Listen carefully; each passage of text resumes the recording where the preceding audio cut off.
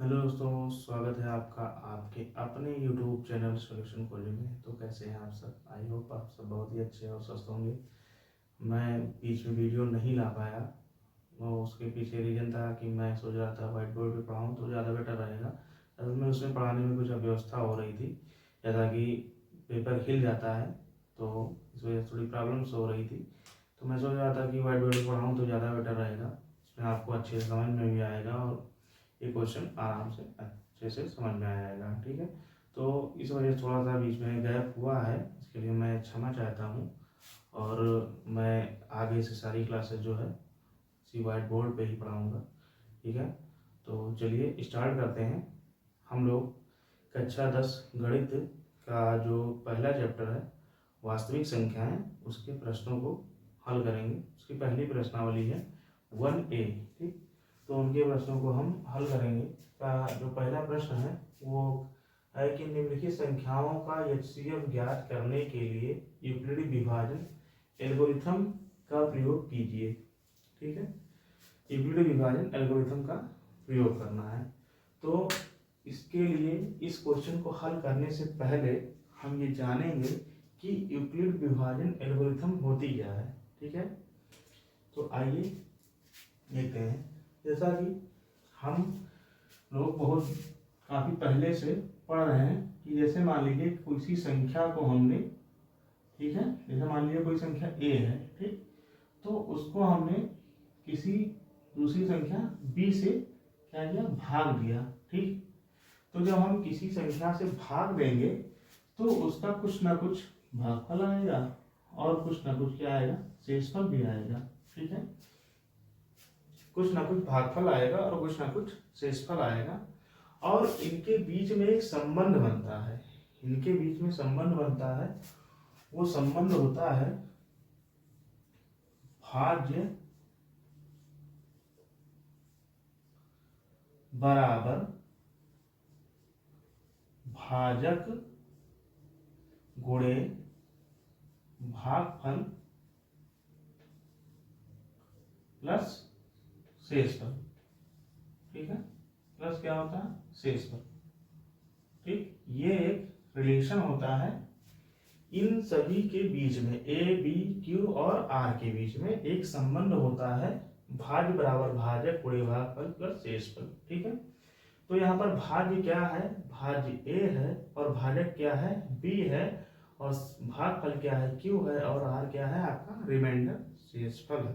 ठीक है, तो यहाँ पर हम लिखेंगे ए बराबर भाज्य ए है, ठीक है, भाजक क्या है, बी है, और क्यू क्या है, आपका भागफल है, और आर क्या है, शेषफल है। ठीक, तो ये आपका एक संबंध जो होता है भाज्य बराबर भाजक गुणे भागफल प्लस शेषफल का, ये संबंध पहले से था। ठीक है, लेकिन यूक्लिड ने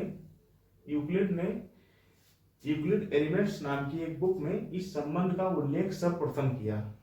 ठीक है, तो इस वजह से उनके नाम पर ही इसे हम लोगों ने जो है यूक्लिड विभाजन प्रमेयिका के नाम से जाना। ठीक है, तो इस संबंध को हम क्या बोलते हैं, यूक्लिड विभाजन प्रमेयिका। ठीक है,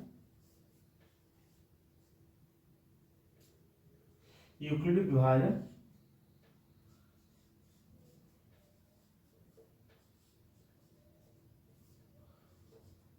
प्रमेयिका, ठीक है, इसी को कहा जाता है। ठीक, ये आपका यूक्लिड विभाजन क्या है, प्रमेयिका है। और यूक्लिड विभाजन एल्गोरिथम क्या होती है, जब हम इसी प्रमेयिका का प्रयोग करते हुए, ठीक है, कई चरणों में जब हम सवाल को हल करेंगे तो वो एल्गोरिथम हो जाएगा। ठीक है, जब चरणबद्ध तरीके से जब हम हल करेंगे तो वो क्या हो जाएगा, एक एल्गोरिथम हो जाएगा। और यूक्लिड विभाजन जो प्रमेयिका है, इसका प्रयोग हम किन्हीं दो संख्याओं का एचसीएफ निकालने के लिए करते हैं। ठीक है, तो जैसा कि पहला प्रश्न है 135 और 225 का एचसीएफ निकालना है, तो इसमें हम देखेंगे कि कौन सी संख्या बड़ी है। जो संख्या आपकी बड़ी होगी जैसा कि 225 बड़ी है और 135 क्या है, छोटी है। ठीक, तो जो संख्या बड़ी होगी वो भाज्य हो जाएगी, उसको हम a मान लेंगे। तो यहाँ पर a बराबर क्या हो जाएगा, 225 हो जाएगा, और b बराबर क्या हो जाएगा, उसे हम भाजक मान लेंगे। और b क्या है यहाँ पर 135। 135 क्यों, क्योंकि b क्या है, छोटी है 135, तो उसको हमने b मान लिया, और 225 बड़ी है उसको हमने a मान लिया। ठीक है, अब देखिए इन दोनों मानों को हम इस जो संबंध एक हमने पाया है उसमें हम इसको रखेंगे। ठीक, तो 225 बराबर b के स्थान पर क्या हो जाएगा 135, और गुणे क्या है q और प्लस r है। ठीक है, q और r हमें अभी नहीं पता है, तो q और r हम याद करेंगे, जैसा कि इसमें हम रखेंगे। तो 225 ठीक a के स्थान पर, और b के स्थान पर क्या है 135। ठीक, अब हम इसको भाग देंगे, तो एक बार में जाएगा। ठीक, 135 135, और इसको हम घटाएंगे तो कितना आ जाएगा 0, और यहाँ पर एक हासिल जाएगा, 12 में से 3 गई 9। ठीक है, ये आपका भागफल क्या आ गया, 1 आ गया, और शेषफल क्या आ गया आपका 90। ठीक, अब यहाँ पर देख रहे हैं आप कि 90 आया है शेषफल।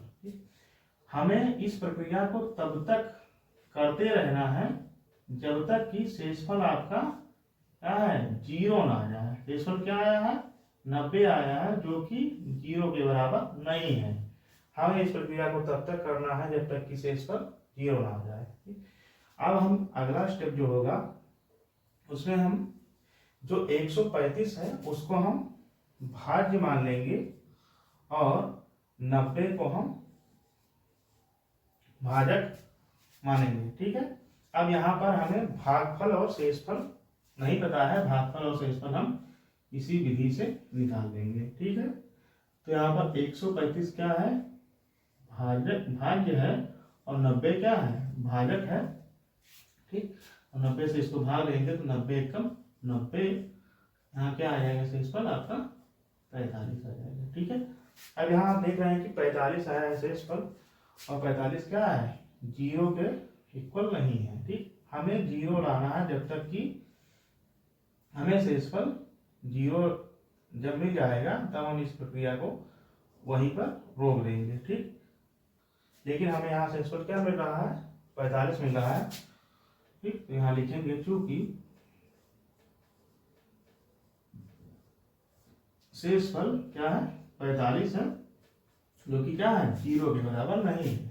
0 आ जाएगा, वहीं पर ये प्रक्रिया आपकी रुक जाएगी। अगला स्टेप क्या होगा, अब हम जो भाजक था उसको हम क्या मान लेंगे भाज्य मान लेंगे, और 45 क्या है आपका शेषफल है, और शेषफल को हम भाजक मान लेंगे। और यहाँ पर भागफल और शेषफल हमें याद करना है, वो इस विधि से याद कर लेंगे। ठीक है, तो 90 क्या है आपका भाज्य है, और 45 क्या है आपका भाजक है। 45 गुना 90 आ गया, यहाँ पर शेषफल आप देख रहे हैं 0 आ गया। ठीक है, सॉरी। ठीक, अब यहाँ पर शेषफल क्या आ गया 0 आ गया, भागफल क्या आया है 2 आया है, और शेषफल क्या आया 0। ठीक, अब यहाँ शेषफल आपका 0 आ गया। ठीक है, अब यहीं पर यह प्रक्रिया आपकी रुक जाएगी, शेषफल बराबर 0। इन्हीं चरणों में जब हम हल करते हैं तो उसे ही हम यूक्लिड विभाजन एल्गोरिथम कहते हैं। ठीक है, यहाँ पर हम लिखेंगे अतः 135 और 225 का HCF बराबर क्या हो जाएगा 45 हो जाएगा। जो अंतिम भाजक आएगा वही आपका क्या होता है HCF हो जाएगा। हम लोग अगला प्रश्न करते हैं, क्वेश्चन बी। ठीक है, तो इसमें है 196 और 38,220 का HCF ज्ञात करना है यूक्लिड विभाजन एल्गोरिथम से। ठीक है, तो हम इसमें सर्वप्रथम क्या करेंगे, इसमें देखेंगे कौन सी संख्या बड़ी है। ठीक है, तो इसमें 38,220 जो है वो क्या है बड़ी है और 196 छोटी है। ठीक है, तो जो संख्या बड़ी होगी उसको हम a मान लेंगे और जो संख्या छोटी होगी उसको हम b मान लेंगे। ठीक है, b बराबर 196।